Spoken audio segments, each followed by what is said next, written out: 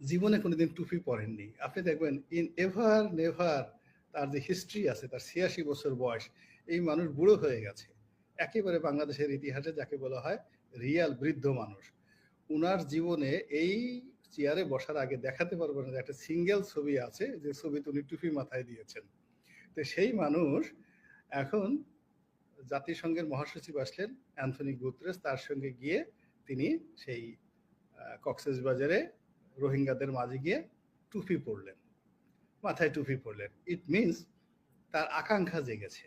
২ নম্বর হলো যে তিনি ওই যে আমরা নেতারা যেভাবে এইভাবে হাত ঝুলিয়ে ঝুলিয়ে এরকম করি, এটাও জীবনে আমি ডক্টর মোহাম্মদ ইউনূসকে দেখিনি, কোনো জায়গাতে দেখিনি। উনি অলিম্পিকের ময়দানে গেছেন কিন্তু ওরকম দেখিনি। কিন্তু এইবার দেখলাম যে তিনি শেখ হাসিনার মতো হাত ঝুলাচ্ছেন, এরকম করছেন। ১০ লক্ষ রোহিঙ্গাকে দেখে, মানে তাদেরকে দেখে তার হৃদয় এমন হয়ে গেছে, তার চেহারার মধ্যে একটা জান্নাতি ভাব চলে আসছে যে এত আনন্দ, এত মজা রাজনীতিতে, এত মানে মানুষ জিন্দাবাদ বলছে, ১ লক্ষ লোক দাঁড়িয়ে তার সাথে খাচ্ছে, ১০ লক্ষ লোক তার কথা মতো চলছে, এ আরাম, এ তো বিশাল আরাম। এই জন্য সে শুধু নিজের টুপি পরেনি, বেচারা অ্যান্থনি গুতরেস তার বন্ধু মানুষ তাকে একটা পাঞ্জাবিও পরাই ফেলছে। হ্যাঁ, পাঞ্জাবি পরিয়ে এই যে দুজন গেছেন, ইট মিনস এখন রাজনীতির প্রতি তার একটা ভীষণ আগ্রহ জন্ম নিয়েছে।